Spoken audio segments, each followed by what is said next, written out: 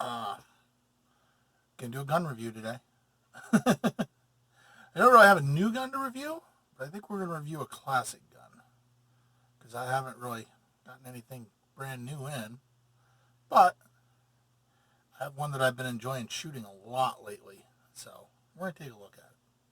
That would be a Smith & Wesson Model 10. So for those of you unaware, the Smith & Wesson Model 10 has been around a long time. It was a standard police issue sidearm for a long time. This particular one is a French police issue sidearm that I stuck some new grips on, but it still locks up really tight, especially if you put it in full lockup. Locks up like a bank vault still. So we're going to take a look at this thing for a little bit. We'll get a close-up look for it here. I know you guys will probably rather look at this than look at my face. So we'll flip the camera on here and we'll take a look at it, and we'll do a little history and shoot a little bit, and we'll check her out.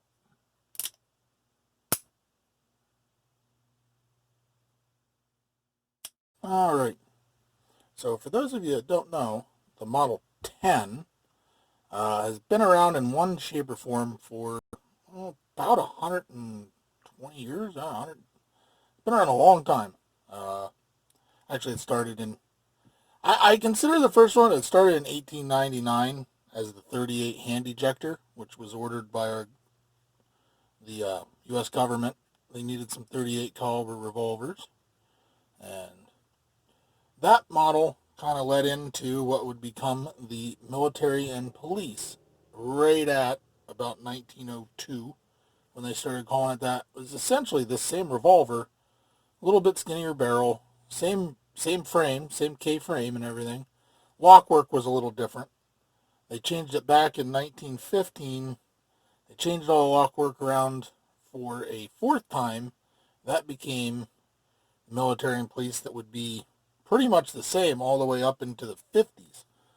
So, and that would be this revolver, really. It served in World War I and World War II as a victory model. You can tell those, they'll have a V preface on the serial number to them. And then in 1957, Smith & Wesson switched from calling their guns by model names, military, police, hand ejector, stuff like that, to calling them by model numbers. So this model became the Model 10 then. Basic features of the Model 10 are, it's a K-frame, weighs in, weighs in about 34.5 ounces. It's going to feature, give me a second here, a 6-shot cylinder. This one does not have the recessed cylinders. This one was made in the 70s. Earlier ones will have recessed cylinders and pinned barrels. This one does not. This one does have the kind of trench sights you can see there. You're going to look down at them. I'm trying to hold it off so you guys can see them. It's just a gutter sight in the rear, fixed sights, standard kind of front sight post. They're actually pretty usable. If you paint the front of this, which I haven't yet, but you can paint the front of these red or green or something like that, or white, get a little bead going up in there, then they're a little bit more usable for sights. Here, I'll give you a shot. Looking, there you go, straight down. That's your sight picture right there. It's a single double action. I don't have a trigger gauge to really do it, but it's pretty heavy. Double action. But it's very smooth. You can watch. You can stage it very easily. Single action is ridiculous. Watch this. I'm going to touch it, and that's it. Let's see that again. These old Smiths have great single action triggers. Just like that. That's it. Awesome triggers. They come in all different barrel lengths. This is a 4-inch barreled heavy model, which when you think of the police ones, this is kind of what you're thinking of. This was a standard issue police sidearm for decades, really. Either in this configuration or the pencil barrel, which is just thinner, tapered. I'll try and get a picture of that up there for you guys to compare it to. Okay, so why were we reviewing this gun today? Well, I picked this up, last year, but actually, I picked it up around Christmas time.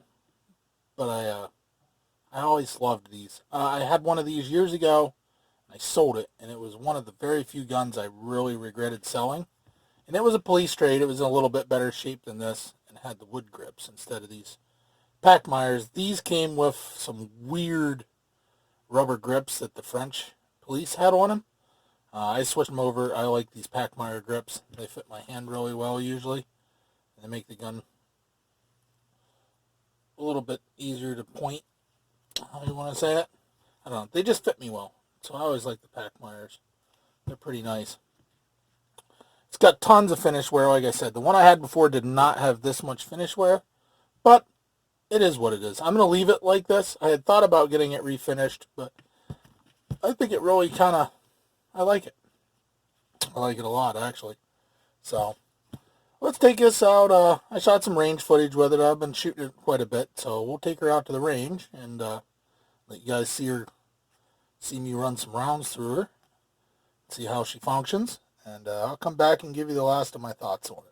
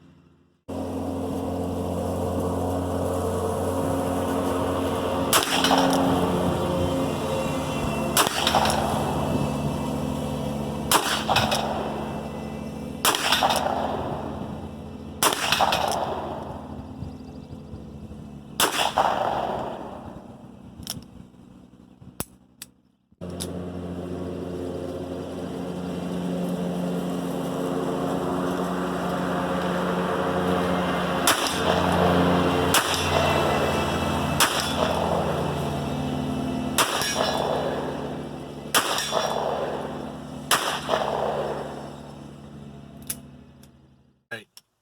You can kind of see the range there. She shoots pretty well, really. Not a whole lot that can go bad shooting one of these. It'd be nicer if they had target sights, and they did make K-frame 38 target sights. They were a Model 14. They made this specific gun also came in a stainless steel. I've seen some police trades on those before. That would be the Model 64. And you had Model, what else was there? There are several different versions. There was a Target model, which would have been the Model 15, basically the K15. There's all kinds of different ones. This gun came in, like I said, this heavy barrel, which was kind of your standard police barrel.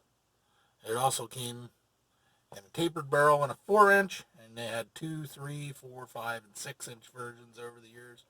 It's been in continuous production since 1899, so there's a bunch of different configurations of them out there. And they're usually priced pretty well. Now, I got a decent deal on this one. I paid, I think I paid $260 for this out the door. Generally, that's a pretty good price. But it's got, like I said, it's got some finish issues. It's beat up. I keep it oiled up to keep the rust from getting on it, but it's got a little bit of pitting in different places. I mean, tons of holster wear on it. But it still shoots like a champ. You can get a brand new one still from Smith & Wesson from their classic line. They're going to run around $650. I've seen them for online. These used ones, I haven't seen any more of these French police ones in. I think they're all gone. Different police versions come up from time to time depending on how nice a shape they're in and depending on, if they have any police markings that were, special to anything. depending on if they are the old pinned and recessed or this version. Uh, varies. The price varies quite a bit. I mean, you get anything from $250 for something like this, $260, all the way up to, $450 for one in really nice shape. So just know what you're looking at. I don't think you really would be disappointed with a revolver like this. And for ease and simplicity of use, really, if you wanted to pick one up as a nightstand gun, these would be perfect. Get a beat up one like this, great truck gun, tackle box gun, whatever you want to say. Not a whole lot of bad's going to happen with it. You can leave it loaded for a long time in your nightstand if you wanted, and you always have something there. So, hope you guys enjoyed the little rundown of the Model 10 here. Not a whole lot more to say. It's a really nice old Smith & Wesson revolver. You really can't beat an old Smith & Wesson. You can't. They're cool old revolvers. So, take a look around. Maybe find the Model 64, the stainless version, something. These shoot great. Very little recoil because they weigh 38 ounces, or 34 ounces, I'm sorry. Got to look at my paper down here to get my specs right. But very little recoil, very soft shooting gun. 38 Special is kind of underrated when you think about most people today shoot it out of little snubby revolvers. When you get it into a 4 or a 5 or a 6-inch barreled revolver, you start getting a little bit more velocity out of them. It's a little bit more effective of a cartridge than out of a snubby revolver. So don't discount a good 38, full-size 38 revolver. They're still viable for, a revolver. If you're somebody that likes them, I recommend picking up one. All right, guys. That's the best commercial I can do for it right now. So, alrighty. So we are going to wrap her up here. Thanks for stopping in, checking out the channel. I'm trying to get my butt back up over 1,000 subs. I keep hovering right around there, back and forth, back and forth. So if you enjoy any of my videos, go check out the list. If you like what you see, please subscribe. Hit the little ding for the bell. If I ever get my live streaming up and running full time like I did, you'll know when I go live then. I try and do some live streaming. I have some options I'm working on here. So I will not be out of the live streaming for very much longer, I hope. Whether I get to 1,000 or not, I'm going to figure something out. But thank you all for stopping by. I hope you all have a good day, and I'll talk to you all later.